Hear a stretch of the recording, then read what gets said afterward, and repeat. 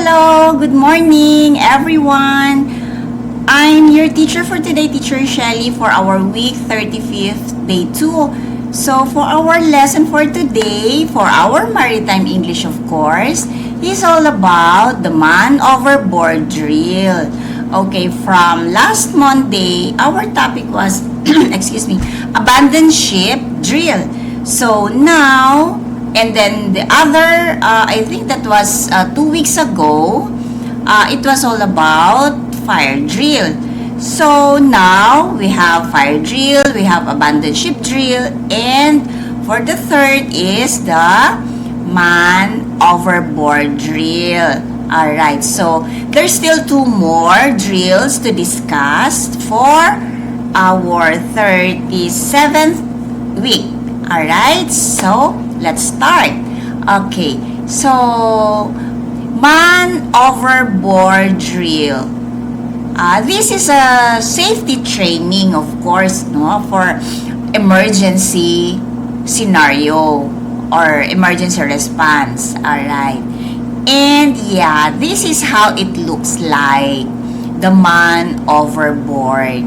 Okay, so once you have encountered this one, this is our objective on how we are going to rescue the crew or the man, okay, on the water. Okay, so yes, man overboard, or we call it as MOB. Okay, so man overboard.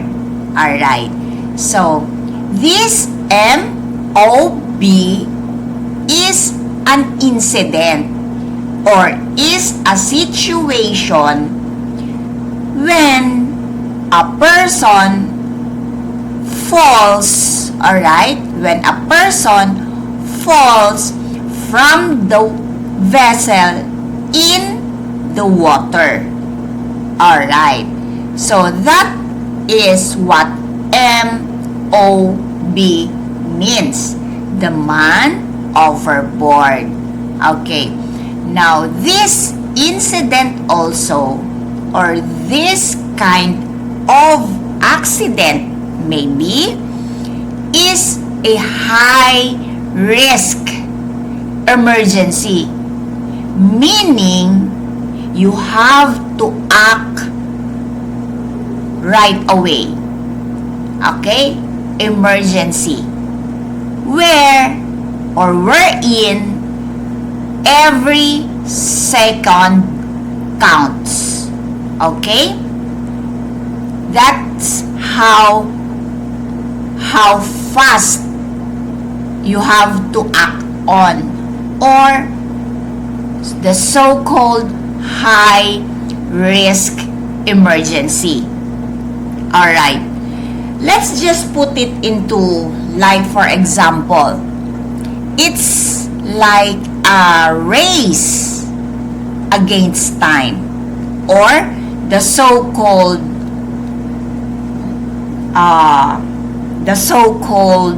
life-threatening emergency case. Okay, it's a race against time. Why? Because there's a person in the water that needs help. Okay, that person in the water faces immediate and serious dangers. Alright? Could you just imagine if you are in the water and big waves are coming, okay, and you only have a life jacket, okay, and what if the water is very cold? Alright, so when you fell, into the water, it's very risky. It's dangerous. Okay? So, that incident is a high-risk emergency where every second counts, not minutes, okay, but second. Alright, so that is man overboard. Okay, so what is the most critical risks? Okay, number 1, drowning. That is the most critical risk. Drowning. As you can see in the picture, here and here, the man is already struggling for his life. That is why, as I said, it is a high-risk emergency. Okay? Struggling already here, asking for help, trying to reach out something or go near to someone or to an island or whatever just to save his own life. Now, in drowning, the person, okay, become exhausted. See, he's almost grasping for his breath. After that, you will be disoriented, or maybe you'll panic. You'll be out of your mind. Alright? Because you're already thinking of how to survive. Okay? Now, or sometimes you were hit in any parts of the body, sometimes in your head. Now, it's so difficult. Okay? It's so hard to stay afloat if that will happen. It's difficult to stay afloat. Alright? So, this is the most critical risk once you fell into the water. One is drowning. Okay? Next, hypothermia. Hypothermia. Okay. Also, it is the most critical risk aside from drowning. Okay. Even in warm water. Okay? Even in warm water, not just in ice cold water. The body of a person loses heat loses heat quickly, even in warm water. Now, in cold water like this, hypothermia can set in within minutes, meaning you will become unconscious, and worst is you'll die once your temperature goes down. Alright? Even not just in cold water, even in warm water. Excuse me. Alright. Okay. Hypothermia, this is very common. This is a medical condition. Yes. Wherein your body loses heat, okay, faster. Okay. Although hypothermia, the body loses heat faster, but the normal temperature of our body is 37 below. But once it goes down fast, it can produce hypothermia. Alright? And it's so dangerous. As I said, it could lead to death. Okay. It says here that when you have your body's vital systems, what are those? Your brain and your heart. Your brain and your heart, okay, vital, important, starts to slow down. Eventually, it will stop working correctly. Okay? So, that is why hypothermia is dangerous. Okay, did you understand what it means, hypothermia? Okay, so, alright. The first one is drowning, and then we have hypothermia, and next is injury. Yes, you are injured. Look at the image. Injury. Alright. This person or this crew maybe was hit by the ship's hull.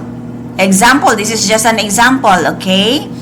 Now, the propeller of this under, alright? It might be the reason why he is injured. Or maybe there's something, there's a floating debris that was able to be the reason why he is injured. So that is also a critical risk. Alright? Once you fell on the water. Alright? Next. Alright. So, our golden rule of man overboard is that time is the most critical factor. Time is the most critical factor. That is the golden hour. Okay? Critical time window. Okay. Which is typically the first hour after, or the first minute after the person falls into the water. That is the golden hour. That is why I mentioned earlier that time is the most important factor here. If there is man overboard, that golden hour typically is the first hour after a person falls into the water. Okay?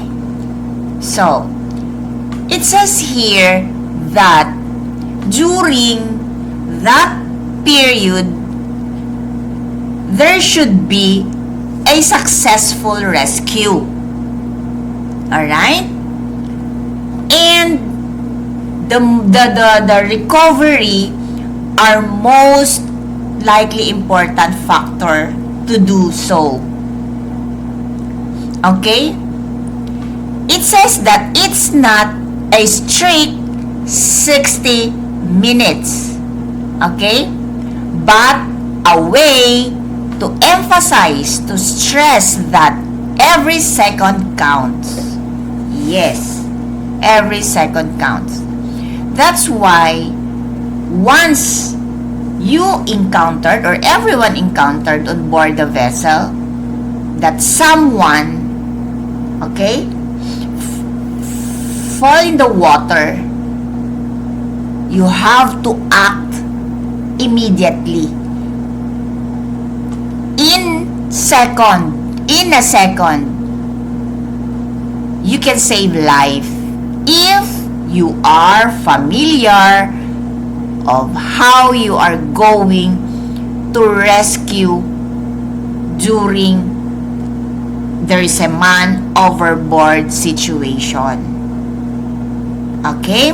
Successful rescue and recovery.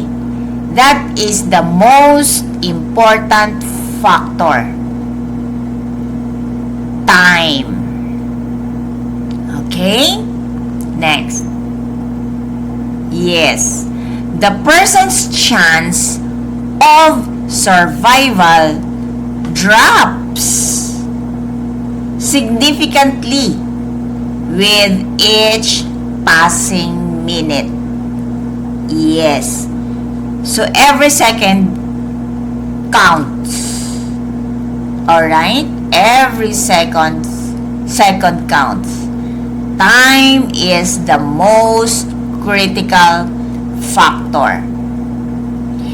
Purely the chance of survival of that person in the water is in your hands. How fast you act on the situation. Alright? So, the purpose of a man overboard drill. Yes, why are we going to do a man overboard drill? Basically, this happens. Okay. Basically, it happened. Number one purpose, of course, is to test your emergency alarm on board, to test the emergency alarm of the vessel and the communication systems. Yes. Now, to make sure, the second purpose is to make sure that all of you, everyone on board, all the crew members know their roles and responsibilities. Remember, our topic last Monday was about abandoned ship. We discussed about the master station, master list. There you go, wherein you can find in the master list all your duties and responsibilities and what team you belong. So,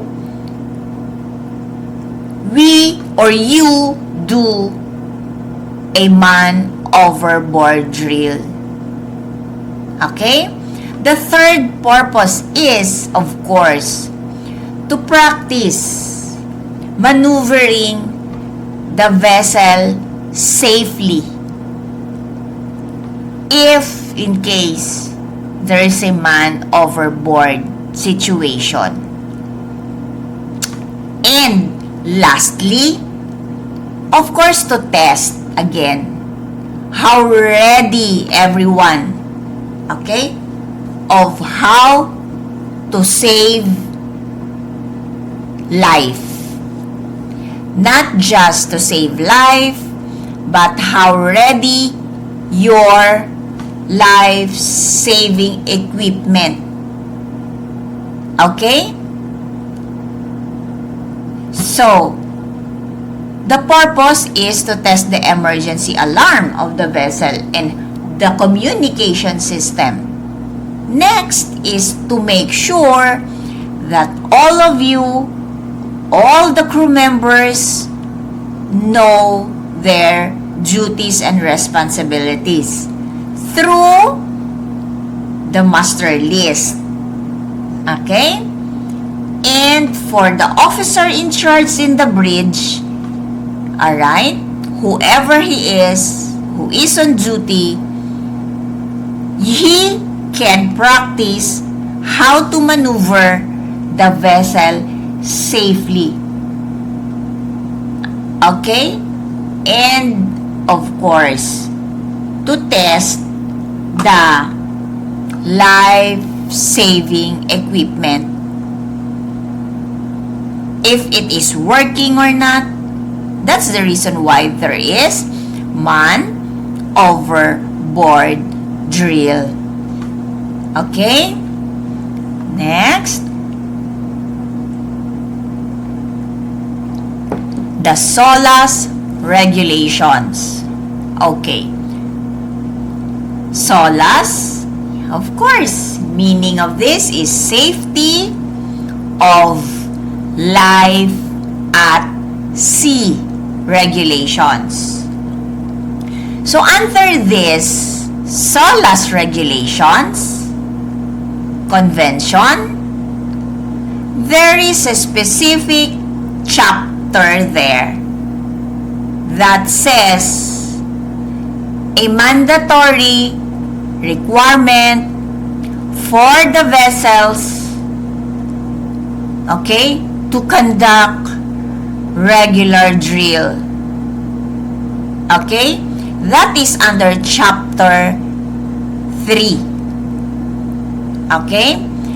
That's the reason why you conduct a man overboard drill, a fire fighting drill, you conduct abandoned ship drill, and so on and so forth. That is the regulation of the SOLAS. It is mandatory. You have to conduct regular drills. And just come to think of it, no, everyone, that these different drills you conduct that is for everyone's benefit. Okay? Because if you are really familiar of the different drills on board the vessel, and if in case something happens,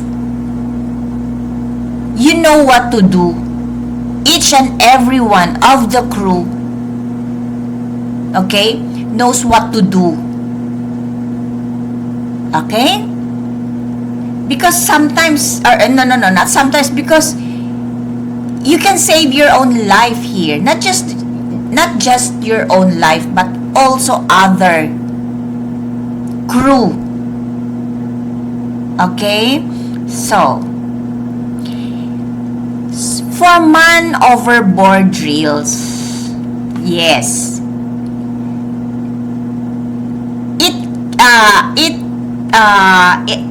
what do you call this? Through the Chapter 3 mandatory regulation of the SOLAS, it should be held, or it should be done at least once every 3 months. Okay? So, if you are on board 9 months contract. At least, you can participate 3 kinds of drills because as SOLAS regulations, it should be done at least once every 3 months. Okay? So, in 9 months contract, there's 3 drills that you will encounter as per SOLAS regulation, of course, in order to make sure that the crew members remain proficient and prepared. Proficient and prepared. Of course, to respond quickly. Okay? And effectively to an emergency. Because this is critical for saving a life or your life itself. If you are familiar with all the drills. Alright? So, it should be done once every 3 months. Okay. Here, it says that the initial response. Okay. The 3 C's of initial response. So, what are the 3 C's that you will always remember? And who is in charge? Okay, we'll discuss it one by one. The first C, okay, during the first C is clear orders. Okay, now who is in charge? Let's talk about here first. Who is in charge? Okay, in a man overboard emergency, there's only one person in charge here. It's the master or the officer of the watch, or they call it the OOW. Okay, he must be in charge.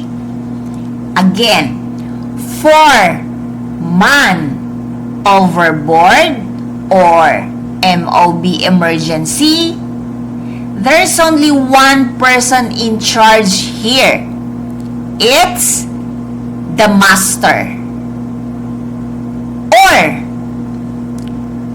the officer of the watch, OOW, whoever is in the bridge, he must be in charge.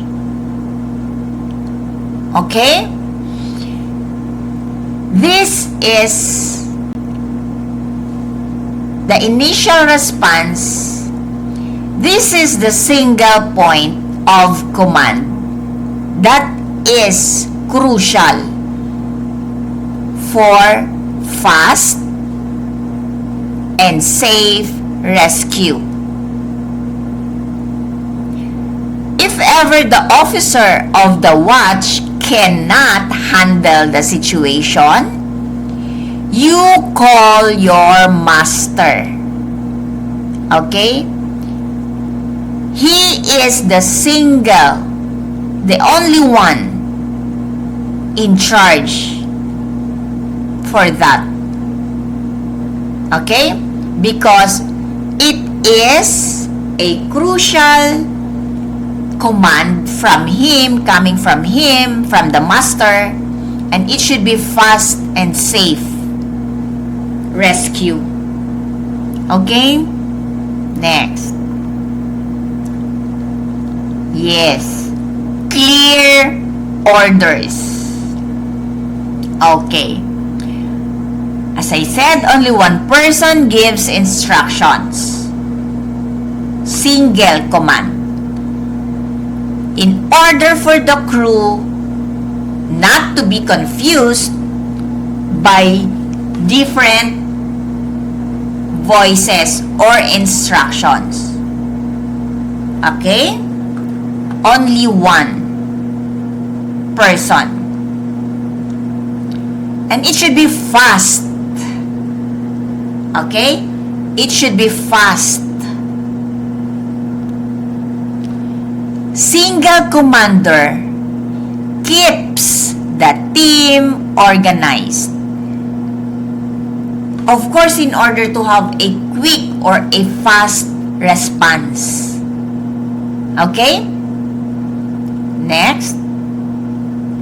In order to prevent mistakes.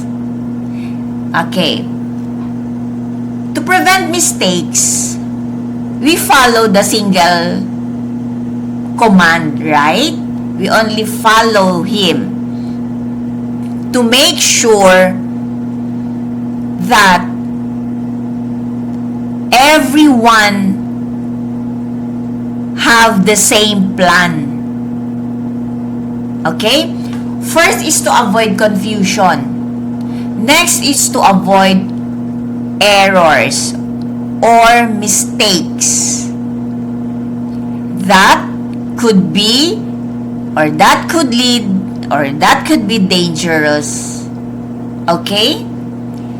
So, you only listen to one person to avoid confusion, to avoid mistakes, to have a fast and safe rescue operation so that it will not lead to further damage or danger or endanger the person in the water.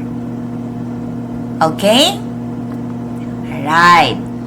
Now, the 3 C's.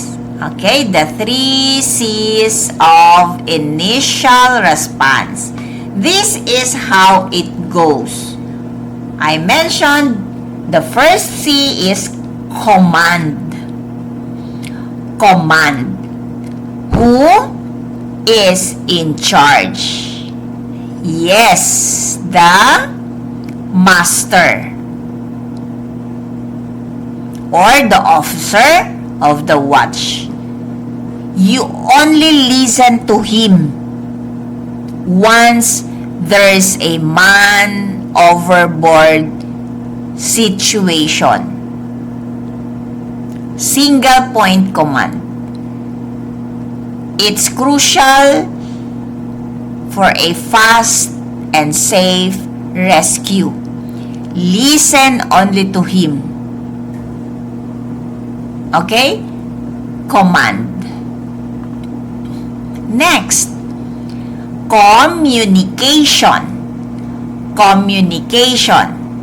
You listen, sounding the alarm. Listen. Okay? So how are you going to raise the alarm? This one. How? Of course, you use a megaphone and you shout it out that there is man overboard. Okay? And then you press the button of MOB. It's on the bridge. Or you sounded emergency alarm. Remember emergency alarm as we discussed last Monday, how it goes? And the seven ringing bells and the one long blast of sound, emergency alarm. Or you transmit a mayday or pan if needed. If you think, or if the master think that he can manage it on the spot, you don't have to call a mayday or pan. But if you think it's really difficult for the master, if the master is to think that it's really difficult to do so, you call for a mayday or pan-pan. I discussed this already, right? In our previous lessons. That's why communication is important also. Aside from the command. Okay? Now, the third C is concentration. Concentration. Okay. Immediate actions is needed here. Okay? The person who saw the man overboard must, yes, diba?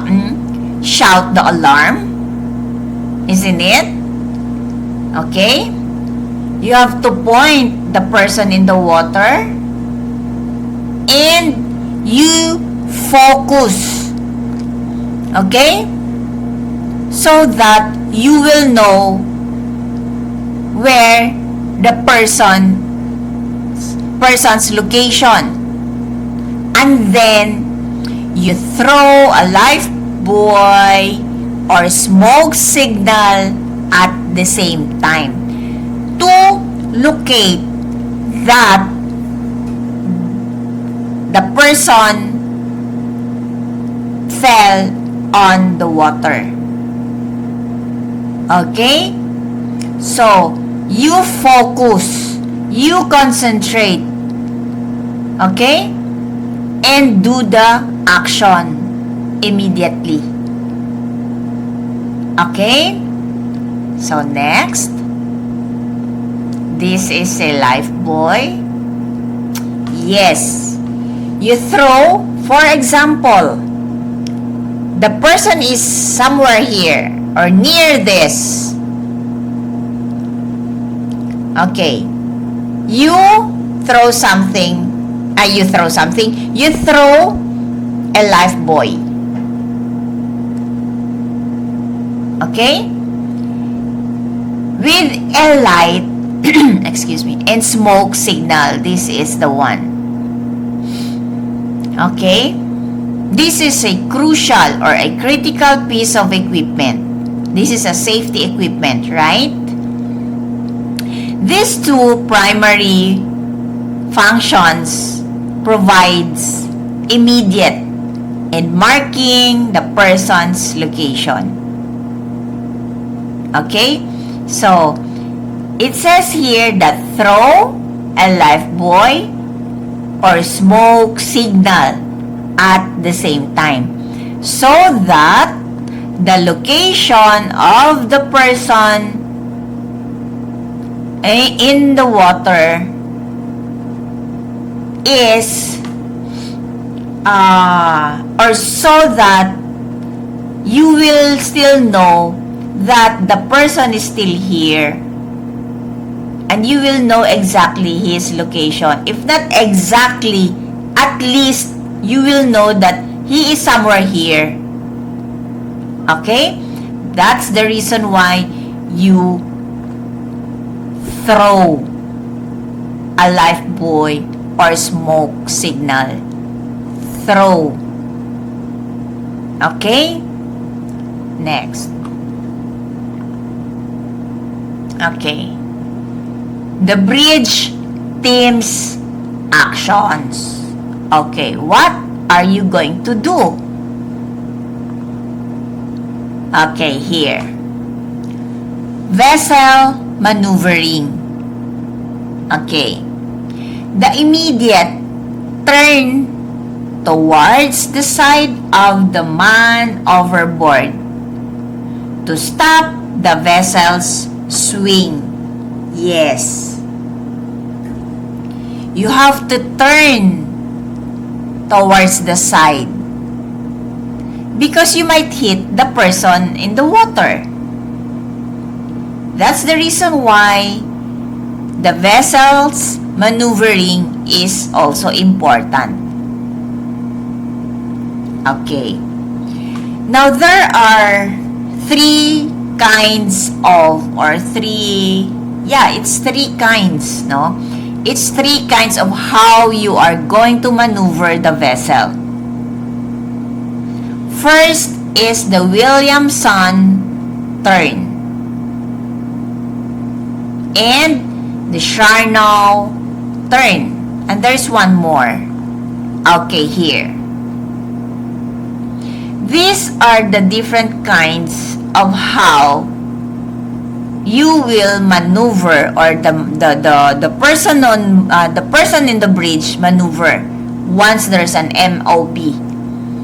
The quick turn. Okay? Let's say, for example, if you are this vessel, you are traveling here, and there's an MOB situation.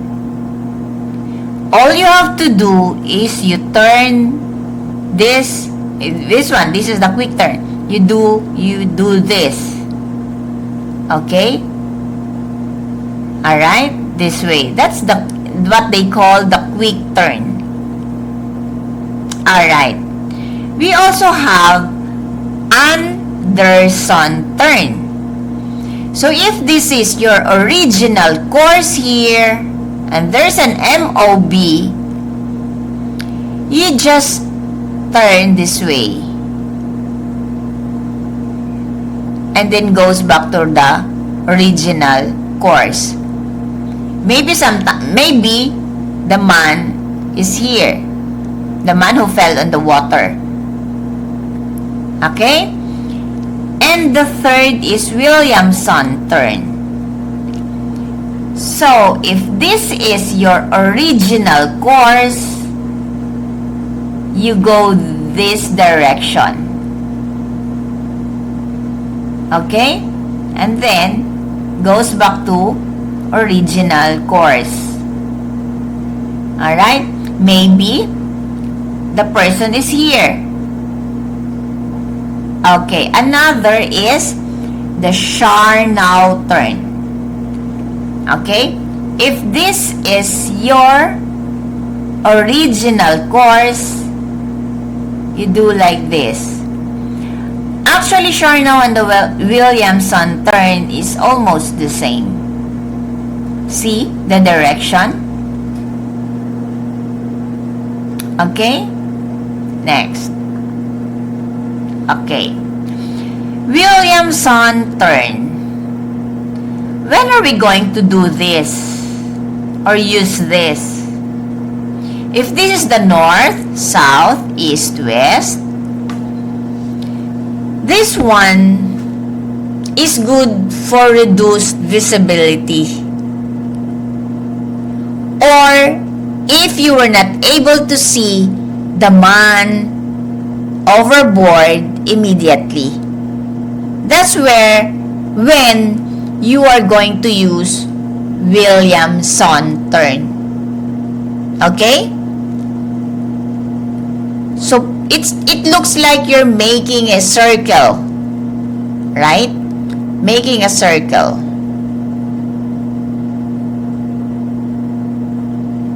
Alright? Next. Yes, this one. Williamson turn.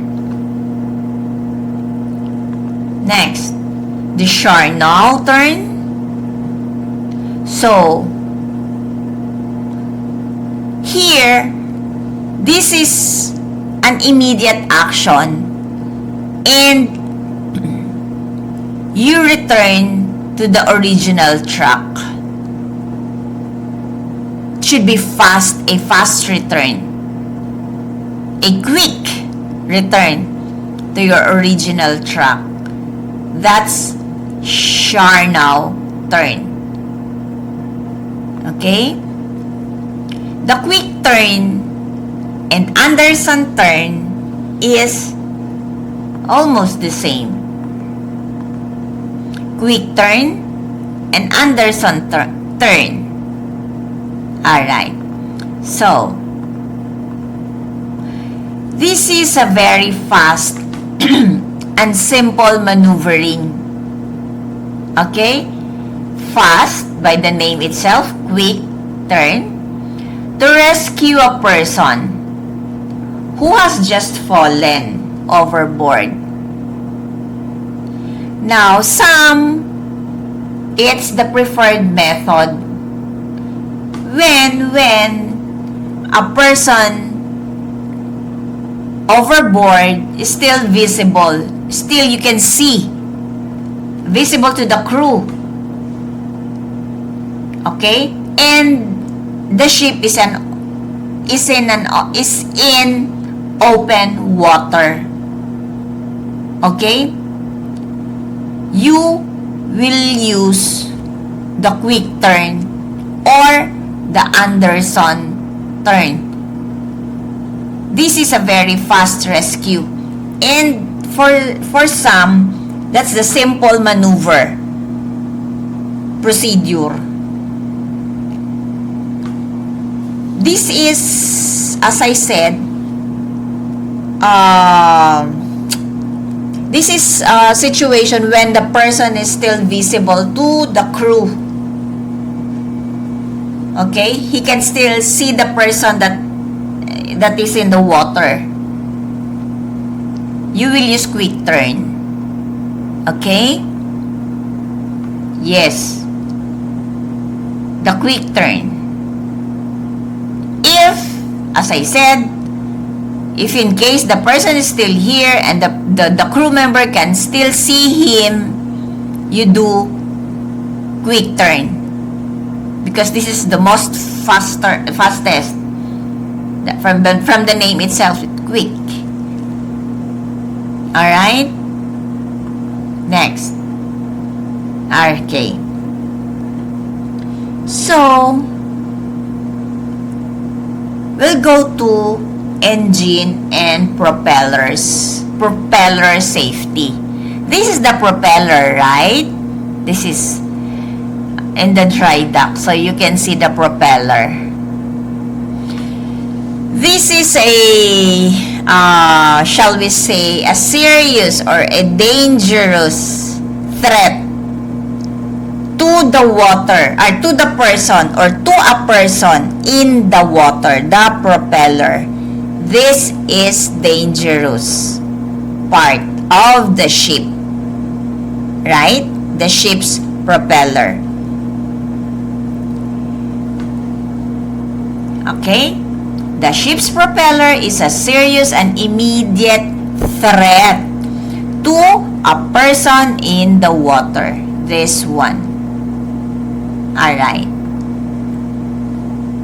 Now, in order to make sure a safe rescue,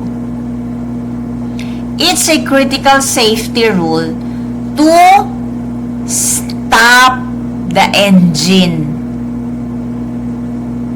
Okay?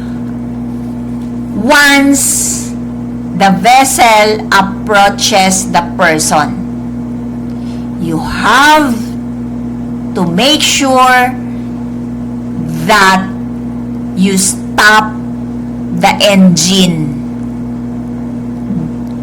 So, the propeller will automatically stop also. Okay? As the vessel approaches the person. That is their safety rule for the engine. Okay, for the engine side.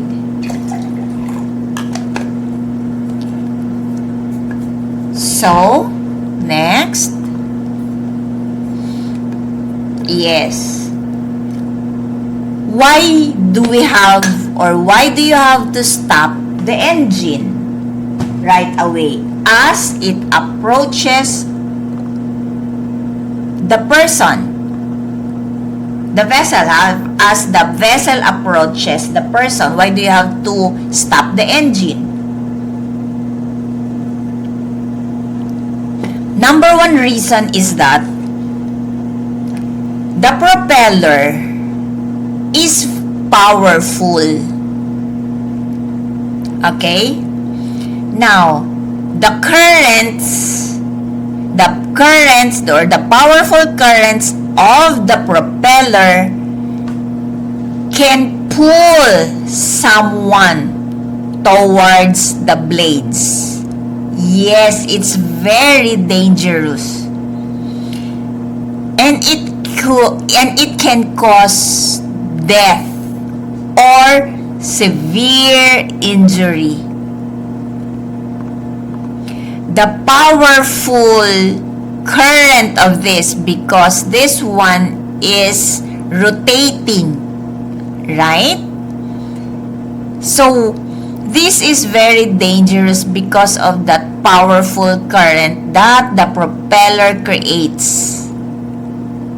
That's the reason why their number one rule, once the vessel approaches or gets near to the person in the water, you have to stop the engine because it could lead to severe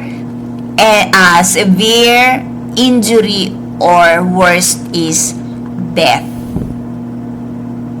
Can pull someone towards the blades, and it's so big, right?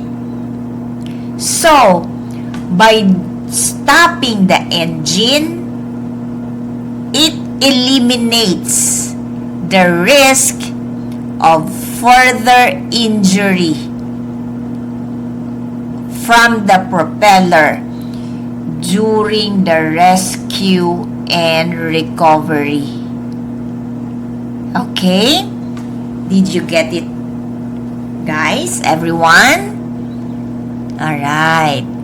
So, we have navigation and lagging. Okay. Remember the OOW, or the officer of watch? Okay? The officer of watch, this is the captain, and this is the officer of watch, should log the position, or should record the position, the time, and when the action happens. Okay? The position, okay? The location, exact location, the time, of course, and what did you do, the actions taken. Okay, you use the GPS and radar, of course, to track the vessel's movement. Okay, the vessel's movement and the person or the man overboard's position. You track always. Or you will use the GPS or the radar. Okay? So, the global positioning satellite, GPS. Okay? Because there you can see the image. Okay? Or in the radar, you can see it. So you have to keep track of it. Alright? Next. What is your role? No? The crew. Okay. Once you hear the MOB alarm, so what are you going to do? Or what are your roles? Okay. The lookouts. So it is very important that you track. You keep your eye on it, on that person. That is the most important source of lookout. Of course, your eyes. Alright? The AIS, it helps to identify ships in the vicinity. Yes, through AIS. Or through your radar. This one, your radar. It shows here all the targets around you here on the screen. Right? And you use the binoculars. This one. You use this one. This one. They are also important to sight far targets. This one. And of course your ears. You have to use your ears here. You listen to the sound signal of the ships nearby. right? But of course, by using all this, okay, you can perform properly. Okay. So, you have to assign lookouts on each side of the vessel. You have to assign one in front, one on the side, and then the other bridge wing on the side. Alright? And at the back of the vessel, there should be lookouts. You assign. Okay? And it is important for them to report to you, alright, what is happening on that side and on the right side and at the back portion of the vessel. Okay? That's what we call lookouts. Alright. Next. Yes. The rescue team. Alright, the rescue team. Now here, they should be ready. Of course, the rescue team. And their roles is of course preparing the rescue boats. Okay? And readying the first aid equipment. Okay? Here. So they should be a dedicated team. This one, the rescue team, this one, and this one. Okay? So, it's a team effort, actually.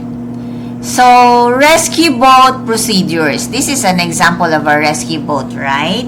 So this must be ready and in good, in good order.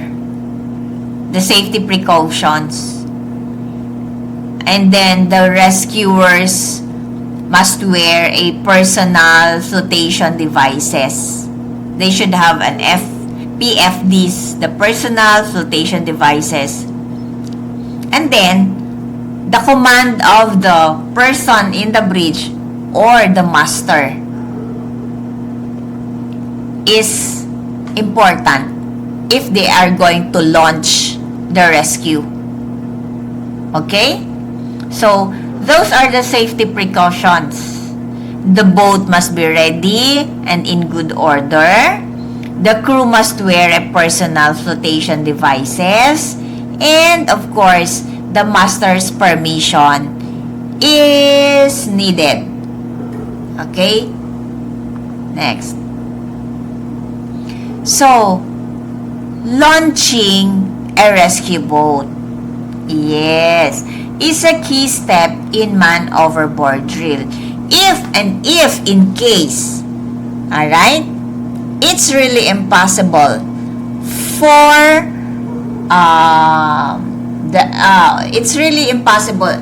the situation that a life buoy is difficult for the man in the water to grab it, or if in case he is already in a situation that the man in the water was able to grab that life buoy, you can also find a way to rescue him through a rescue boat.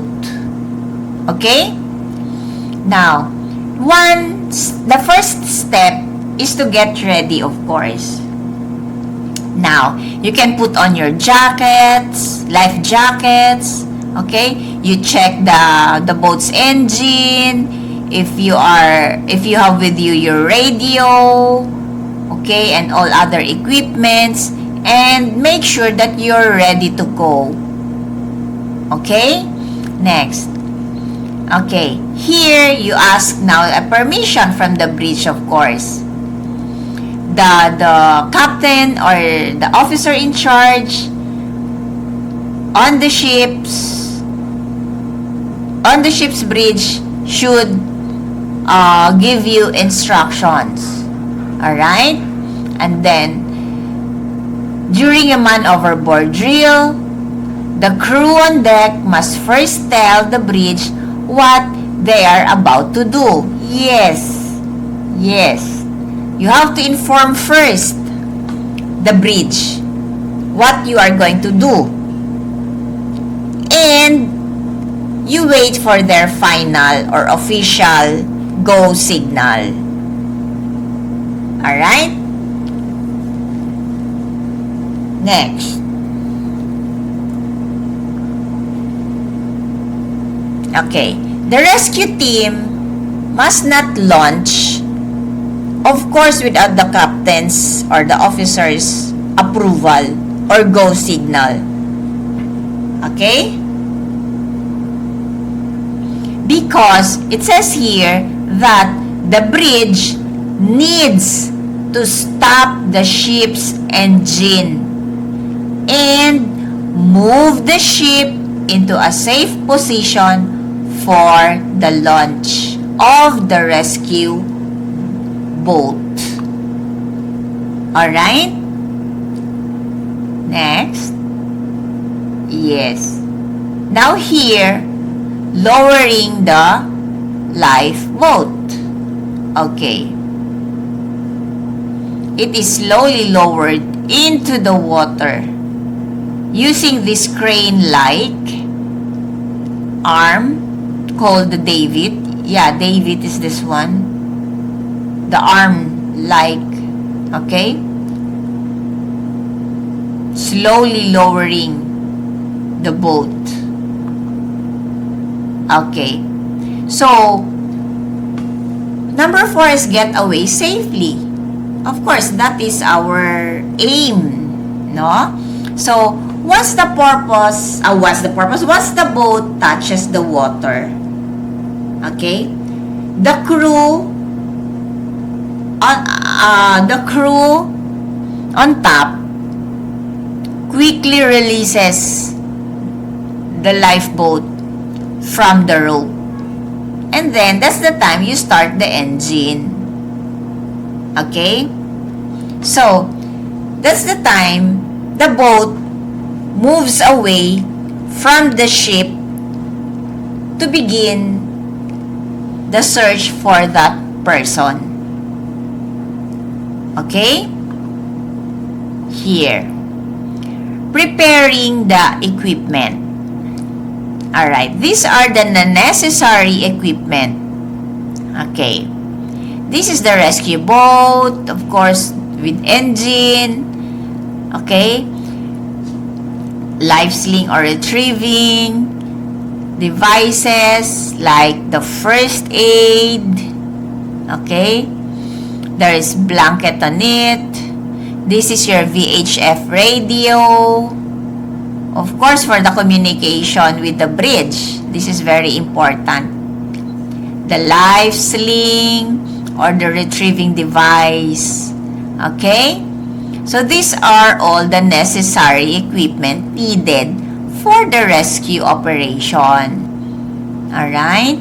So, it's quiz time. So, we're done with our discussion and it's quiz time.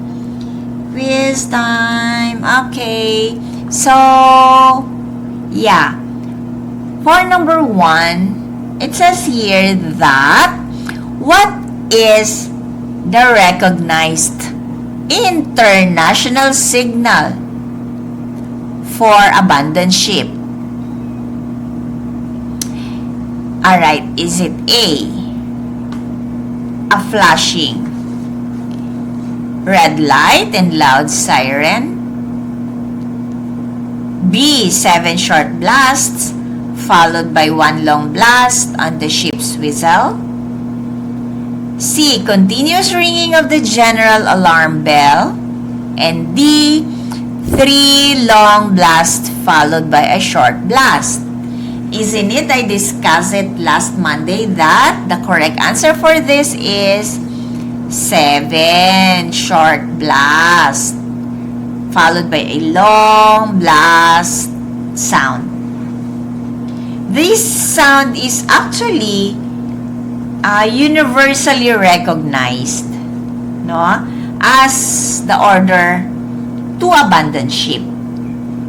Making sure that all crew members or passengers understand the emergency. Okay? So if you happen to hear that 7 short blast and the 1 long blast, oh my, it means abandon ship signal. Okay. So what is the main purpose of the master list during abandon ship drill? Alright. The correct answer for this is of course letter B. To assign a specific duties, right? And assembly stations to each crew member. Can you still remember? Can you still recall that a master list wherein this is posted in the bridge, in your cabins, in any key locations of the ship, wherein you can see your name, your team you belong, and what are your duties and responsibilities. That's why the correct answer for this is letter B. Okay? This is vital, no? Document, the master list. Yes. Vital. Okay, for number 3. Alright. Which of the following is the correct order of actions for a crew member after hearing the abandoned ship signal? Okay. So what are you going to do if you happen to hear an abandoned ship signal? Okay. Isn't it that you have to put on your jacket, right? And then you proceed, whatever you do, whatever you're doing, you have to leave it there, and then you put on your jacket right away, and then proceed to your master station and wait for further orders, right? That is the correct sequence.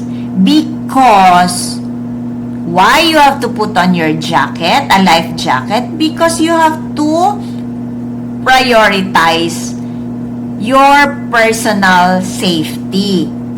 Okay? And ensure or make sure that a structured and organized response, okay, is done in the master station. Right? Okay. So, for number 4. Okay. What is the primary function of a PIRB? The emergency position indicating radio beacon. What is the purpose of this? What is the primary function of this? Okay. It's letter B. Why? The primary function of this is that to automatically transmit a distress signal to satellites. Okay? Pinpointing the vessel's exact location. That is the purpose of a PIRB. Okay? A PIRB continuously send distress signal to satellites or satellite network, allowing the rescuers to locate accurately the vessel's location or the survival craft. Okay? That's the purpose of an EPIRB. Okay? Next. For the fifth question, what is the purpose of a painter line on a lifeboat or rescue boat? What is the purpose of that? Of course, here, it's letter A. To hold the boat to the ship's side while people are still boarding. Okay? Because this painter line, no, serves as a crucial connection, okay, to the ship. Okay? Now, keeping the lifeboat from drifting away, okay, during the launching during the launching and boarding process of the crew or the passengers. Okay? So that is the main purpose of a painter line. Okay? So next.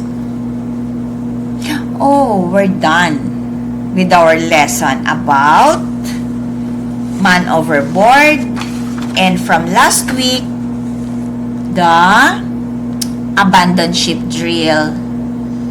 Alright, so we're done with 3 firefighting drill, abandoned ship drill from our Monday's lesson, and now is the man overboard drill. So we still have I think 2 or 3 more drills to discuss for our 37th week of our Maritime English lesson. And for today, our lesson ends here, and I would like to say thank you for again another day of joining me for our Maritime English lesson. And so even if it's only a short discussion, but I hope I was able to explain it in my own simple way for the man overboard lesson drill. Okay? The purpose of it, why we are going to do it, and why or on how we are going to do it. Okay? So for our 37th week, I'll see you all again. So bye for now, and have a good day, everyone. Bye.